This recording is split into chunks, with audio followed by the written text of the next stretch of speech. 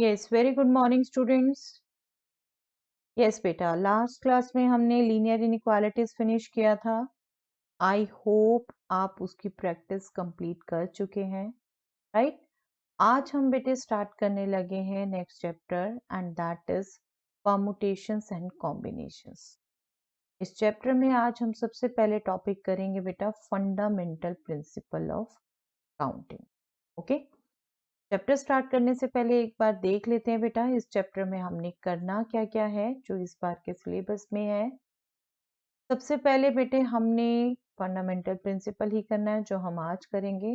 Then factorial N, ये new notation आपने पढ़नी है। Permutations and combination, formula for NPR and NCR, ये भी टू न्यू फॉर्मूलाज पढ़ने आपने। Simple applications, permutation, combination, right. और इस साल के लिए डिलीटेड क्या है बेटा, आपको पता ही है इस साल के लिए पैंडेमिक की वजह से कोर्स में हमारे डिलीशन है। तो इस चैप्टर में से derivation of formula, NPR and NCR, इनके डेरिवेशन नहीं है। एज सच अदर सभी टॉपिक्स हैं बेटा, सिर्फ डेरिवेशन नहीं है। तो क्वेश्चंस भी एज सच कोई एक्सपेक्टेड नहीं है डिलीटेड हो। ओके, सभी क्वेश्चंस करेंगे हम इस चैप्टर के। ओके, चलिए let us start. Yes, let us first go for shopping beta. No, not in reality, just virtually. Let us go for a virtual shopping. Suppose we are to buy a jeans and a shirt. Okay, हम market में गए, हमें एक shop में 2 shirts पसंद आ रही हैं and 3 jeans पसंद आ रही हैं। ओके, लेकिन हम तो 1 शर्ट एंड 1 जीन्स बाय करने गए हैं, राइट। तो हम क्या करेंगे, हम इनकी पेयरिंग्स देखेंगे। हमें इनकी पेयरिंग देखेंगे कि किसके साथ कौन सा जच रहा है, क्या पेयर हम खरीदें, हमें क्या पसंद आ रहा है। हम पहले येलो शर्ट लेंगे, येलो शर्ट की तीनों जीन्स के साथ पेयरिंग सोचेंगे, कैसे लग रहा है, कुछ अच्छा लग रहा है, नहीं लग रहा। देन रेड शर्ट लेंगे हम, रेड शर्ट की हम तीनों जीन्स के साथ पेयरिंग सोचेंगे, राइट। तो हम ये 6 वेज से ये पेयरिंग कर सकते हैं। इन 2 शर्ट्स एंड 3 जीन्स की हम इन 6 वेज से पेयरिंग कर सकते हैं। हम इन 6 वेज में से कोई भी एक पेयर हम चूज कर सकते हैं, राइट। हमारे पास ये माइंड में पिक्चर आ गई कि इन 6 में से हम कौन सी पेयरिंग ले, हम इमेजिन कर सकते हैं, डिसाइड कर सकते हैं। ये तो बेटा था 2 शर्ट्स थी, सिर्फ 3 जीन्स थी। बिल्कुल इजीली हमने सोच लिया, हाँ इसके साथ ये जचेगा, ये रखेगा। हमारे सामने चीजें हैं, हम पेयरिंग सोच भी सकते हैं और हमने ये देख भी लिया, ठीक है। बट हर बारी इतना कम नंबर नहीं होता, हर बारी इतना कम नंबर नहीं होता। तो हमारे पास यही टोटल वेज देखने के लिए कि कितनी चॉइसेस पॉसिबल हैं, हमारे पास प्रिंसिपल है, दैट इज फंडामेंटल प्रिंसिपल। और फंडामेंटल प्रिंसिपल क्या कहता है, अब इस सिचुएशन के लिए ही क्या कहता है, 2 शर्ट्स हैं, हमने 2 शर्ट्स में से एक चूज करनी है, तो हमारे पास शर्ट चूज करने के लिए 2 वेज हो गई। देन हमें एक जीन्स चूज करनी है लेकिन आउट ऑफ 3, तो हमारे पास 1 जीन्स चूज करने के लिए 3 वेज हो गई, राइट। तो पहला एक्शन हमने किया शर्ट चूज की, सेकंड एक्शन हमने किया जीन्स चूज की। तो ये दोनों ही वन आफ्टर अनदर हमने 2 into 3 वेज से चूज की, मल्टीप्लाई किया, ठीक है। ये फंडामेंटल प्रिंसिपल कह रहा है, वन आफ्टर अनदर एक्शन होता है तो total number of ways of doing first action into total number of ways of doing second action, इससे ही टोटल नंबर हमारा बनता है 6 बन गया, ठीक है। फंडामेंटल प्रिंसिपल से जो हम यहाँ वेरीफाई भी कर चुके, ये 6 पेयरिंग ही हुई थी ना, इन 6 में से कोई एक हम चूज कर सकते। ओके, लेट अस सपोज जब हम पेमेंट करने गए तो हमें लगा नहीं अभी हमने कुछ और अर्जेंट भी बाय करना है, हम ये 1 1 नहीं बाय कर सकते, हम सिंगल पीस लेके जाएंगे आज, ठीक है। फिर ले जाएंगे हम 1 सिंगल पीस हम लेने की सोचते हैं। अब ये सिंगल पीस कितनी वेज से हो सकता है, सिंगल पीस बताने के लिए भी बेटा फंडामेंटल प्रिंसिपल है। फंडामेंटल प्रिंसिपल एक्चुअली टू है, एक मल्टीप्लिकेशन जो हम कर चुके, ठीक है, इसमें वन आफ्टर अनदर एक्शन हुआ, लेकिन आइदर और वाली बात आती है। अब हमने क्या कहा, हम या तो एक शर्ट ले लेंगे या एक जीन्स ले लेंगे, आइदर और वाली बात आ गई, राइट। आइदर और वाली बात जहां भी आ जाती है तो fundamental principle of addition use होता है, और वो कहता है कि टू शर्ट हैं, थ्री जीन्स हैं, तो 2 + 3 वेज होंगी। और वो तो क्लियर कट सामने दिख रही है बेटे, ये 5 चॉइसेस ही है ना, वो इन पांचों में से कोई एक लेंगे। तो एडिशन प्रिंसिपल कहता है अगर वन बाय करना आइदर और की बात है, एक्शन आइदर और करना है, तो 2 + 3 मतलब वन ऑफ दीज एक्शन करना है। और मल्टीप्लीकेशन प्रिंसिपल कहता है अगर वन आफ्टर अनदर एक्शन करना है तो मल्टीप्लाई। Okay, clear.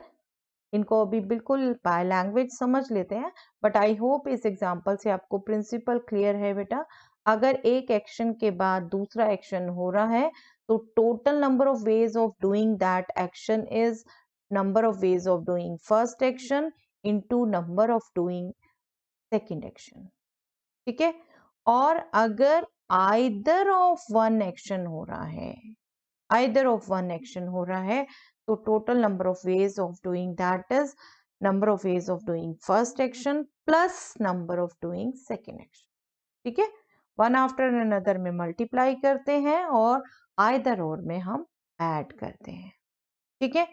तो let us see what is the exact statement of these two principles। दोनों को ही हम फंडामेंटल प्रिंसिपल ऑफ काउंटिंग कहते हैं बेटा। फॉर्मली एज सच आपकी बुक में मल्टीप्लिकेशन ही मिलेगा, but we are using addition principle also in questions, we are doing both. Okay, तो दोनों को समझना बहुत जरूरी है। Yes, multiplication of principle of counting क्या कहता है, if an event can occur in m different ways and following it a second event can occur in n different ways, then these two events in succession can occur in m into n different ways। यही किया, एक event m different veg से हो रही है, उसके बाद second event n different ways से होती है, तो दोनों इवेंट एक के बाद एक होने के लिए, दैट मीन्स दोनों इवेंट होने के लिए m into n different ways. Okay, यही किया अभी, 2 शर्ट्स थी, 3 जीन्स थी, तो टोटल वेज 2 into 3, जब वन एंड वन दोनों लिए हमने, ठीक है। Second, addition principle of counting कहता है बेटा if an event can occur in m different ways and another event can occur in n different ways, then either of these two events can occur in m plus n different ways।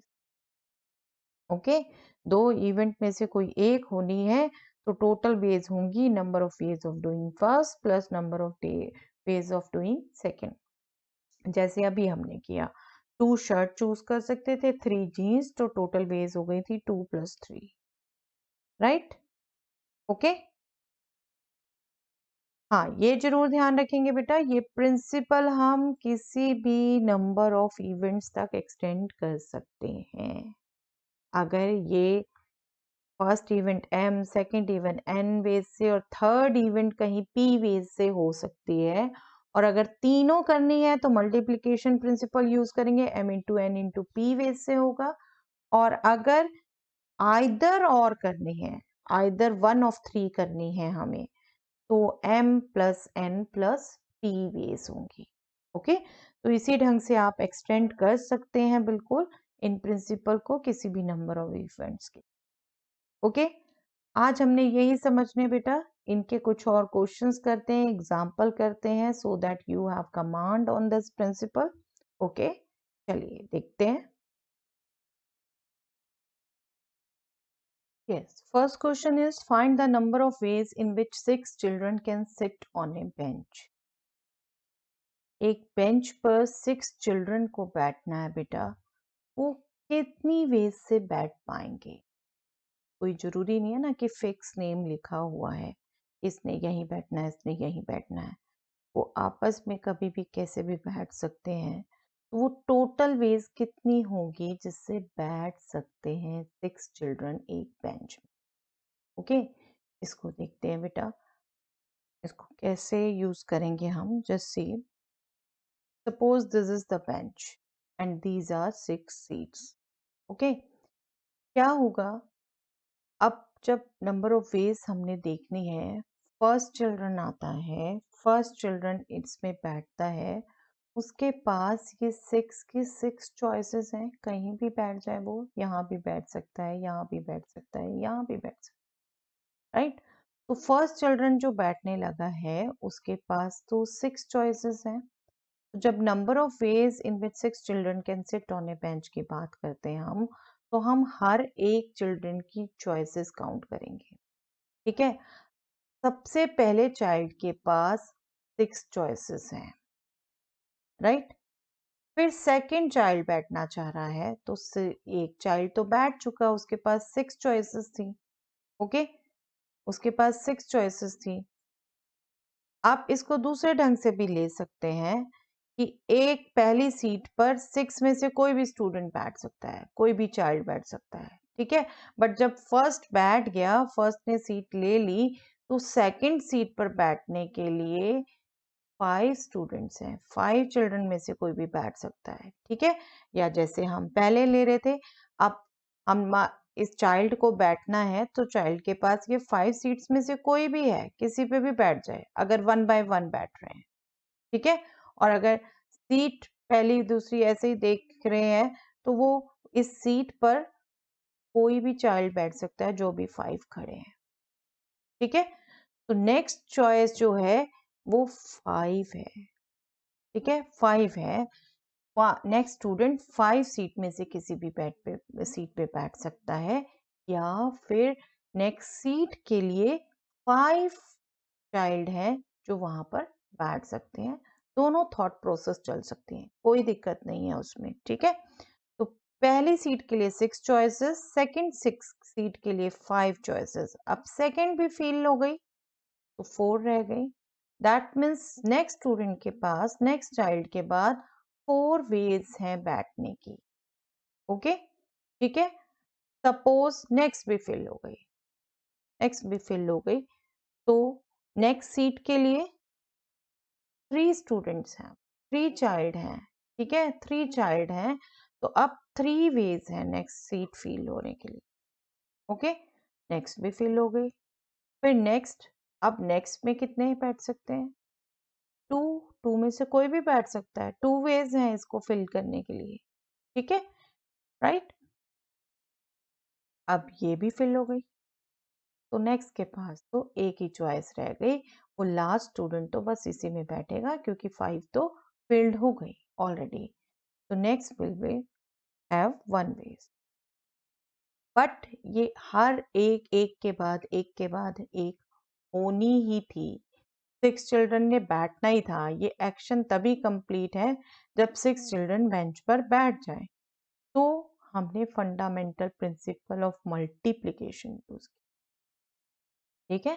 Counting के लिए ही multiplication का principle use किया, and we just simply multiply them, we will get 720। Okay, right. I hope it is clear, simple to understand. चलिए next question देखते हैं बेटा। Number of ways in which a student can buy one book from 3 books of physics and 5 books of chemistry. Simple सा question है, I hope आपने पढ़ते ही mentally कर लिया है, but let us discuss. 1 book by करनी है स्टूडेंट ने, 1 बुक, लेकिन किस में से? 3 बुक्स हैं फिजिक्स की, 5 बुक्स हैं केमिस्ट्री की, जो उसकी चॉइस में है, बट अभी उसने 1 बुक बाय करनी है। तो आइदर और वाली बात आ गई बेटे, और आइदर और वाली बात आते ही नंबर ऑफ चॉइसेस ऐड होंगी। फिजिक्स की चॉइस उसके पास 3 है, केमिस्ट्री की चॉइस 5 है, तो टोटल वो 3 + 5 वेज से 1 बुक बाय कर सकता है। दैट मीन्स 8 वेज से बाय कर। ओके, तो ये जस्ट सिंपल सिंपल एग्जांपल लिए, पहले भी एग्जांपल ले लिया आपसे स्टार्टिंग में भी, कि आप अंडरस्टैंड कर सकें कहाँ मल्टीप्लिकेशन प्रिंसिपल लगेगा, कहाँ एडिशन लगेगा। ओके, चलिए let us do some questions. How many three-digit numbers can be formed from the digits 1, 2, 3, 4 and 5, assuming that repetition of the digits is allowed? Okay, first assumption is this. Second assumption is repetition of the digits is not allowed. Okay, three digit numbers form करना है but out of only these 5 digits, इनके अलावा कुछ नहीं use करना, ठीक है।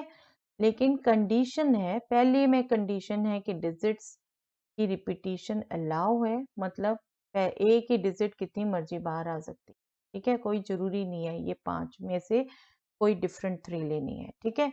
और सेकंड केस में repetition of the digit is not allowed, तो मतलब सिंपल मीनिंग है 3 डिजिट में से तीनों की तीनों ही डिफरेंट होनी चाहिए, ठीक है, तीनों की तीनों डिफरेंट होनी चाहिए। अब मैं आपसे एक क्वेश्चन सबसे पहले पूछना चाहती हूँ बेटे, जस्ट मुझे बताइए कि ये जो मैं नंबर अभी लिख रही हूँ, is this a 3 digit number और not? Let us suppose I am writing 0 2 5. Is this a 3 digit number? It is not a 3 digit number. Beginning की 0 की कोई वैल्यू नहीं होती बेटा, इसे आप 25 ही पढ़ दें. It will be counted as 2 digit number only. This will not be counted as 3 digit number. Okay, तो ये आपने बात बिल्कुल ध्यान रखनी है। ये क्या बताने का पर्पस क्या है कि अगर आपकी चॉइसेस में 0 भी हो तो 3 डिजिट नंबर बनाने के लिए स्टार्टिंग में 0 नहीं आएगा, नहीं आएगा स्टार्टिंग में 0। हालांकि अभी हमारे पास चॉइस में 0 है ही नहीं, 0 है ही नहीं, तो हमें दिक्कत नहीं है। अभी क्या कह रहे हैं बेटा, 3 डिजिट नंबर फॉर्म करना है, ठीक है, 3 डिजिट नंबर फॉर्म करना है हमें, और repetition of the digit is allowed. अब दैट मीन्स ये 3 प्लेसेस फिल करने हैं हमने, ये 3 प्लेसेस फिल करने हैं हमने। अगर अब हम सोचें रिपीटिशन अलाउड है, तो पहला आपकी ये टोटल डिजिट कितनी है 5, ठीक है, तो ये पहला प्लेस 5 वेज से फिल हो सकता है, ठीक है, सेकंड प्लेस भी 5 वेज से फिल हो सकता है, एंड थर्ड भी 5 वेज से फिल हो सकता है। ओके, तो हर डिजिट को चूज करने की वेज कितनी हो गई 5, और हर डिजिट चूज होनी है क्योंकि 3 डिजिट नंबर बनना है, तो वन आफ्टर अनदर हर डिजिट चूज करनी है आपकी। तो फर्स्ट केस में जहां पर रिपीटिशन अलाउड है, क्या होगा, total number of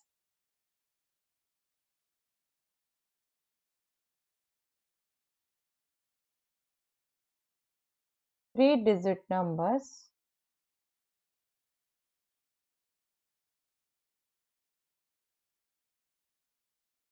if repetition is allowed. If repetition is allowed, क्या होगा, that number will be first digit 5 ways से, second भी 5 ways से, third भी 5 ways से, that means total 125 ways हो, okay, 125 ways हो गई। बट यही अगर आपको 3 डिजिट नंबर बनाना है, जब सेकंड केस है रिपीटिशन ऑफ डिजिट्स अलाउ नहीं है, रिपीटिशन ऑफ डिजिट्स अलाउड नहीं है, तो दैट मीन्स अगर आपने फर्स्ट डिजिट 5 वेज से फिल कर ली, इन पांचों में से कोई भी चूज कर लिया, ठीक है, तो वो दोबारा यूज नहीं हो सकती डिजिट, सेकंड को फिल करने के लिए वो यूज नहीं हो सकती, तो इस 5 चॉइसेस में से हमारी 1 चॉइस कम हो गई, 4 चॉइसेस रह गई सिर्फ, ठीक है, और फिर ये जो चूज हो गई ये भी नेक्स्ट नहीं यूज हो सकती, तो आप सिर्फ 3 चॉइसेस रह गई, ठीक है। तो टोटल नंबर ऑफ, जब आपका रिपीटिशन अलाउड नहीं है, तो if repetition is not allowed,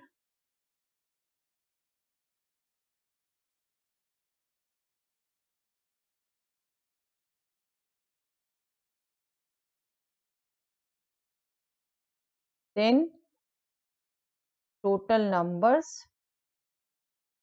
जो बनेंगे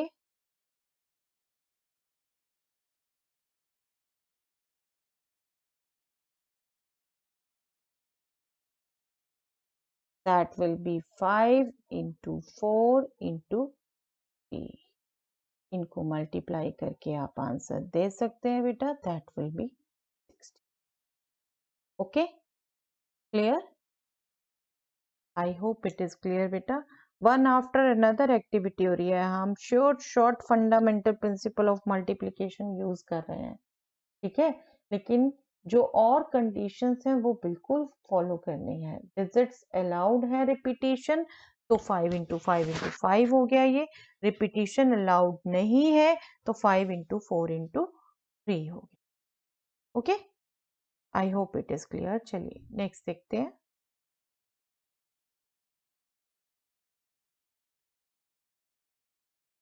Yes, next question is how many three-digit even numbers can be formed from the digits 1, 2, 3, 4, 5, 6? कितनी डिजिट्स हैं बेटा? ये 6 डिजिट ही हैं, राइट? 1 to 6 ही कही हुई है. If the digits can be repeated, अब क्या है, 3 डिजिट नंबर बनाना है, डिजिट्स रिपीटेड अलाउड है, राइट, फर्स्ट वाला केस. बट एक और कंडीशन लग गई, इवन नंबर्स. जब जब कंडीशन लगेगी आप ध्यान रखेंगे डिजिट कहाँ कौन सी फील हो सकती है. इवन नंबर्स कब होते हैं बेटा? इवन नंबर्स जिनके यूनिट प्लेस में 0, 2, 4, 6, 8, राइट, 0, 2, 4, 6, 8, 4 जो 2 से डिविजिबल हैं, और 2 से डिविजिबल होने के लिए यूनिट प्लेस में 0, 2, 4, 6, 8 होना चाहिए. ठीक है, अब यहाँ जो नंबर बनेंगे सिर्फ इन डिजिट से 1, 2, 3, 4, 5, 6. दैट मीन्स तीनों प्लेसेस इन डिजिट्स में से फिल किए जाएंगे और ये तीनों में से रिपीटेड अलाउड है. अब 3 डिजिट नंबर बनना है और 3 डिजिट नंबर में ये जो बनना है वो इवन बनना है. तो यहाँ पर एक कंडीशन लग गई बेटे, ये जो लास्ट डिजिट होगी, ये लास्ट डिजिट इन सिक्स में से फिल करना है ना. कौन कौन सी चॉइसेस ले सकती है? दैट इज 2 ले सकती है, 4 ले सकती है, 6 ले सकती है. सिर्फ 3 वे से ये लास्ट डिजिट चूज की जा सकती है. इसको भरने के सिर्फ 3 वेज हैं. 1, 3, 5 में से कोई नहीं आ सकता यहाँ पर, सिर्फ 2, 4, 6 में से आ सकता. ठीक है, और जो दूसरी कंडीशन दी थी वो क्या थी? Repetition is allowed. Repetition allowed ये 3 वेज से फिल की जा सकती हैं. तो बाकी कितनी वेज से फिल की जा सकती हैं? ये फिल की जा सकती है 6 की 6 वेज से, एंड ये भी 6, क्योंकि रिपीटिशन अलाउड है, राइट. रिपीटिशन अलाउड है और 6 डिजिट है हमारे पास, 6 डिजिट में से कोई भी हम फिल कर सकते. ओके, तो हमारी टोटल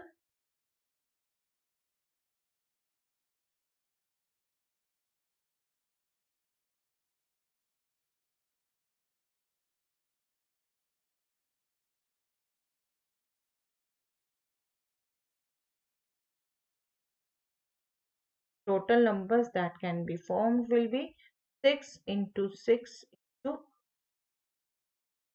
okay, multiply कर दीजिए, this will be 10.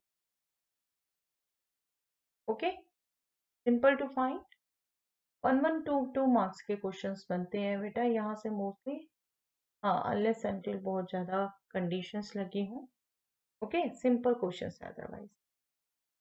चलिए next is how many 4-letter code can be formed using the first 10 letters of the English alphabet if no letter can be repeated. क्या करना है बेटे? 4-letter कोड बनाना है, और वो कोड किन से बनाना है? फर्स्ट 10 लेटर किसके? इंग्लिश अल्फाबेट के, right. If no letter can,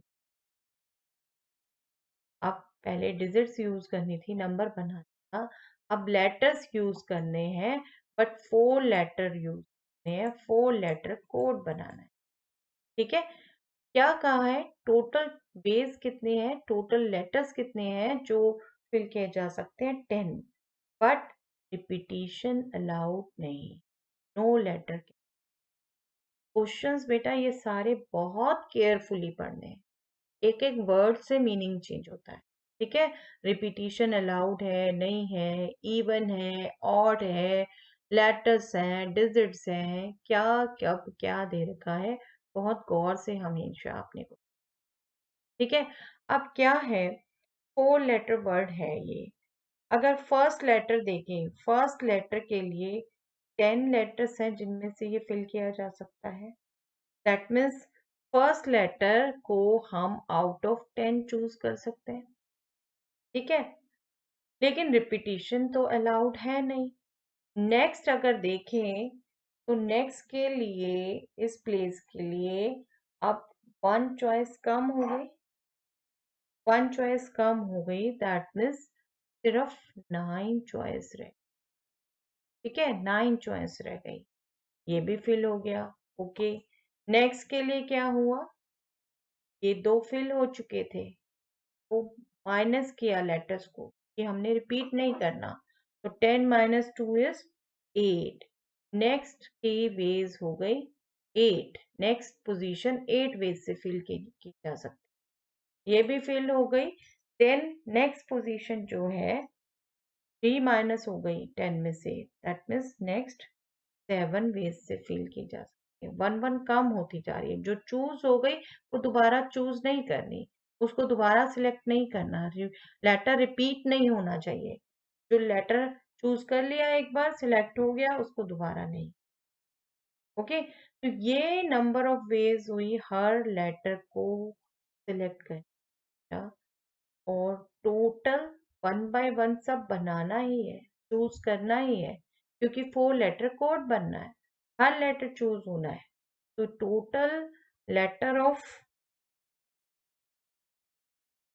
total number जो हो गए 4 लेटर कोड्स के, that will B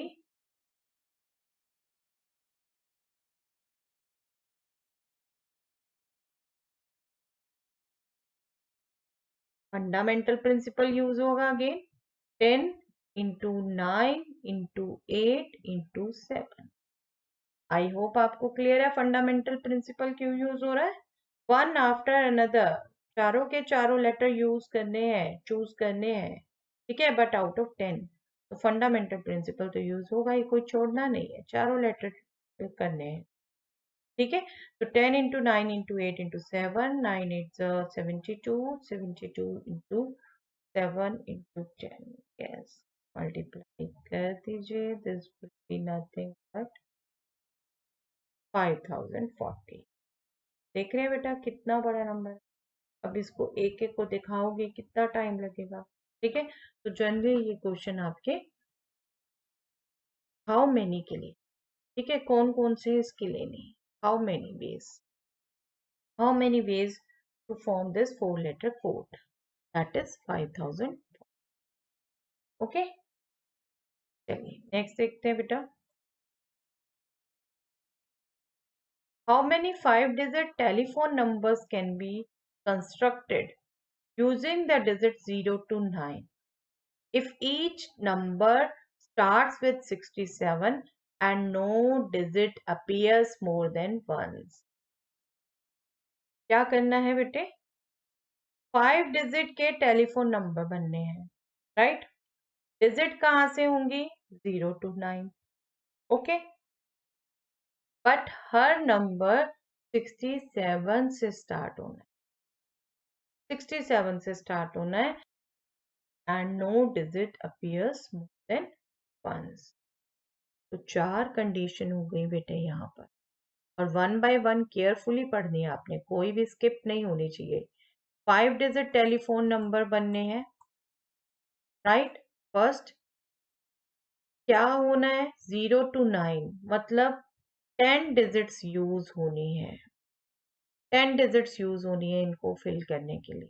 okay, starts with and each number starts with 67.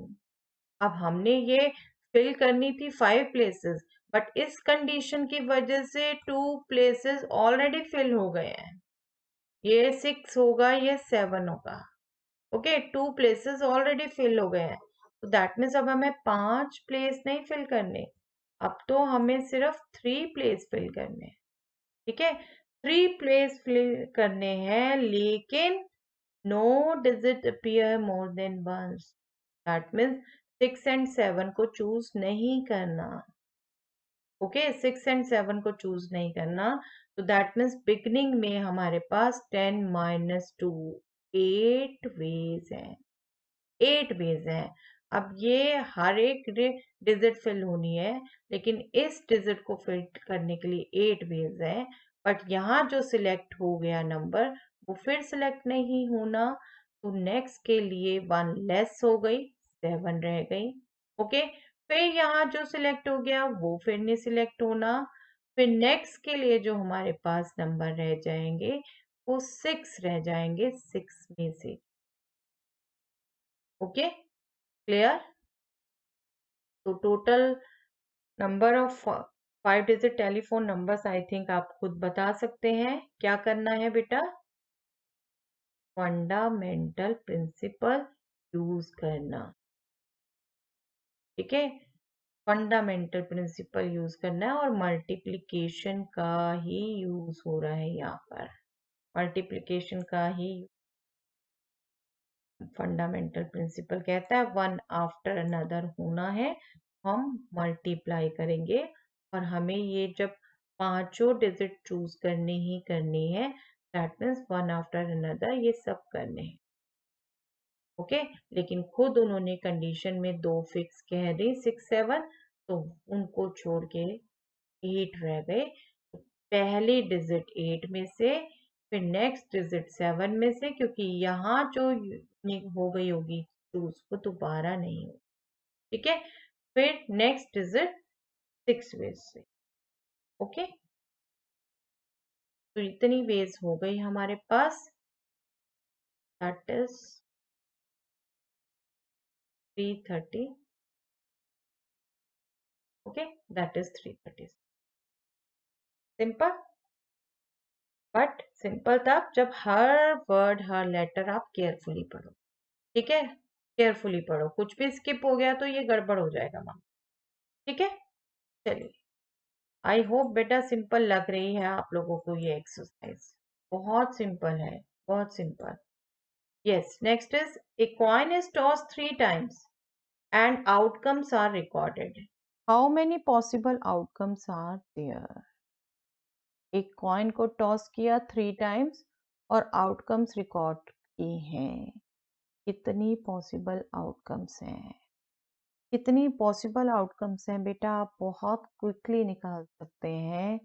देखिए क्या करते हैं हम. फर्स्ट टाइम कॉइन टॉस किया, या तो हेड आएगा या फिर टेल आएगा. राइट, कॉइन टॉस होके हेड या टेल आएगा. दैट मीन्स कितनी वेज? 2 वेज. 2 वेज. ठीक है, 2 वेज हो गई ना.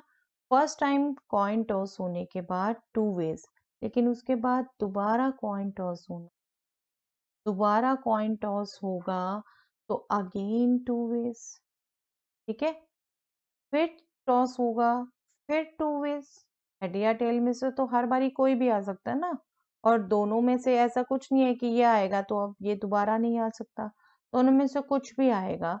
तो that means total number of possible outcomes, total number of possible outcomes जो होंगी वो simply fundamental principle of counting use करके 2 इंटू 2 इंटू 2 हो जाएंगे. फंडामेंटल प्रिंसिपल कहता है पहली एक्टिविटी की वेज, तो वो 2 वेज हो गई हेड टेल चॉइस होने की. फिर दोबारा किया, फिर हेड टेल आया, फिर कनेक्शन होने की 2 हो गई. फिर नेक्स्ट हेड टेल में से कुछ भी होने की 2 हो गई. तो 3 टाइम्स ही करना है. फंडामेंटल प्रिंसिपल कहता है वन आफ्टर अनदर एक्टिविटी करनी है तो मल्टीप्लाई करेंगे. सिंपली 8 वेज हो, 8 वेज. राइट, सिंपल 1 मार्क्स के क्वेश्चन है, आप सिंपली काउंट कर सकते हैं। बट बिल्कुल मैं इन आउटकम्स को आपको समझाना चाहती हूँ बेटे, ये आउटकम्स बार बार यूज होंगे, ठीक है। नेक्स्ट भी 12th क्लास में भी प्रोबेबिलिटीज में ये आप यूज करेंगे बार बार, ठीक है। तो जस्ट अंडरस्टैंड कि होंगी क्या क्या, 8 होंगी, ओके, होंगी क्या क्या और कैसे होंगी, ये आपको ध्यान रखना है, ठीक है। हेड को let us suppose we are showing by this H, ठीक है, एंड टेल को let us suppose we are showing by T, ठीक है। अब ये पहली बार की आउटकम्स है, दूसरी बार हमने फिर करना है, तो दूसरी बार क्या होगा, ये हेड यहाँ हेड से भी कनेक्ट हो सकता है, फिर टेल से भी कनेक्ट हो सकता है। आई मीन टू से नेक्स्ट चॉइस में तो हेड टेल में से अगेन कुछ भी आएगा, तो पहले में हेड हो सकता है, दूसरे में हेड हो सकता है, तो हेड हेड की पेयरिंग हो सकती है। पहले में हेड, दूसरे में टेल हो सकता है, तो हेड और टेल की पेयरिंग हो सकती है, ठीक है। इसी ढंग से जहाँ टेल था, अगर दूसरी बार भी हमने कॉइन टॉस किया, तो ये टेल की भी कॉम्बिनेशन बन सकता है, हेड हो सकता है या टेल हो सकता है, ठीक है। दूसरी बार भी ये हो सकता है, ठीक है। अब लेकिन क्या हो गया, इन सब के कॉम्बिनेशन से ये 4 कॉम्बिनेशन बन गए, head head, head tail, tail head, tail tail, okay. तो इन चारों में से कोई भी आउटकम हो सकती है अगर 2 टाइम्स किया टॉस, बट 3 टाइम्स किया है, दैट मीन्स ये हेड भी फर्दर एक हेड या टेल से कनेक्ट हो सकता है, नेक्स्ट टेल भी फर्दर एक हेड या एक टेल से कनेक्ट हो सकता है, ओके। नेक्स्ट हेड दूसरे कॉइन के टाइम जो हेड से कनेक्ट हो रहा है, वो भी एक हेड या टेल से कनेक्ट हो सकता है, ठीक है। नेक्स्ट ये टेल भी एक हेड या एक टेल से कनेक्ट हो सकता है, ओके। तो ये जो पॉसिबल आउटकम्स है ना, ये पॉसिबल आउटकम्स कौन कौन सी हो जाएंगी बेटे, यहीं से समझ के रखिएगा। आपका नो डाउट या आंसर फिनिश हो गया, बट कौन सी पॉसिबल आउटकम्स है ये समझ के रखिएगा। दीज आउटकम्स आर, देखिए, पहली है हेड हेड हेड, दूसरी हेड हेड टेल, ठीक है, तीसरी head tail head, head tail tail, okay, tail head head, okay. But इनको सिस्टमैटिकली करते हैं, वैसे हम इनको हम लिखते कैसे हैं, तीनों हेड आए, 2 हेड एक टेल आए, तो पहले 2H फिर T ले लेते हैं, या फिर T की पोजीशन बदल देते हैं, लेकिन ये 2 हेड्स 1 टेल आए। नेक्स्ट 2 टेल्स 1 हेड आए, अगेन इनमें से पोजीशन बदल सकती है, ठीक है। ये आपके हो गए 3 हेड्स, ये हो गए 2 हेड्स, नेक्स्ट हो गए 1 हेड, और उसके बाद नो हेड, कोई भी हेड नहीं, सभी टेल्स। और आप देखो यहाँ से वेरीफाई कर सकते हो, सभी यही आउटकम्स हैं, ठीक है। कॉम्बिनेशन कैसे बन रहे हैं वो मैं आपको ये बता रही हूँ, कॉम्बिनेशन कौन से बन रहे हैं वो आप ये सिस्टमेटिकली ध्यान रखिए, बार बार हम यूज करेंगे इन्हें। 3 हेड्स 2 हेड्स 2 हेड्स के 3 कॉम्बिनेशन, ठीक है। देन 1 हेड, उसके भी 3 combination, then no head, okay. I hope it is clear बच्चे। चलिए नेक्स्ट देखते हैं। नेक्स्ट क्या है, given 5 flags of different colors, how many different signals can be generated if each signal requires the use of 2 flags, one below the other? 5 flags हैं different colors के, और signals generate करने हैं उनसे। सिग्नल जनरेट करने के लिए क्या होना है, 2 फ्लैग चाहिए हर सिग्नल के लिए, ठीक है। और सिग्नल उन 2 फ्लैग से one after another, one below another लगा के बनना है, ठीक है। 5 फ्लैग्स डिफरेंट कलर के हैं, तो let us suppose these are 5 flags, ठीक है। जस्ट आपको इमेजिनेशन दे रही हूँ, you don't have to draw this, ठीक है। 5 फ्लैग्स हैं, आपके डिफरेंट कलर्स के हैं। अब आपको इनमें से 2 फ्लैग्स लेकर अपना न्यू सिग्नल बनाना है। ठीक है, 2 फ्लैग्स लेने हैं और न्यू सिग्नल बनाना है, राइट?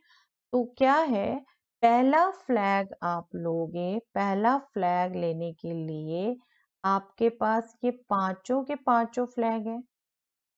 ठीक है, पांचों के पांचों फ्लैग है, कोई भी ले लो, 5 वेज है फर्स्ट फ्लैग को लेने के आपके। लेकिन सेकंड के वक्त क्या हुआ, आप सिग्नल तो 2 फ्लैग से बनना है ना, सेम फ्लैग को तो नहीं दोबारा चूज कर सकते, वो ऊपर नीचे कैसे लगाओगे? ठीक है, तो जो फ्लैग चूज हो गया उसको छोड़ दिया, सेकंड को चूज करने की 4 वेज रह गई। ठीक है, सेकंड को चूज करने की 4 वेज रह गई। तो फंडामेंटल प्रिंसिपल क्या कहता है, पहला फर्स्ट फ्लैग चूज हुआ, फिर सेकंड फ्लैग चूज हुआ, और वन आफ्टर अनदर होना ही है, तो मल्टीप्लाई करें, मल्टीप्लाई करें, राइट? तो टोटल नंबर ऑफ सिग्नल्स जो बन पाएंगे ऐसे, वो क्या होंगे, वो होंगे 5 इंटू 4। पहला फ्लैग 5 वेज से हो सकता है, सेकंड फ्लैग 4 वेज से हो सकता है, तो 5 इंटू 4 वेज हो 20 सिग्नल्स बन सकते हैं, 20 सिग्नल्स।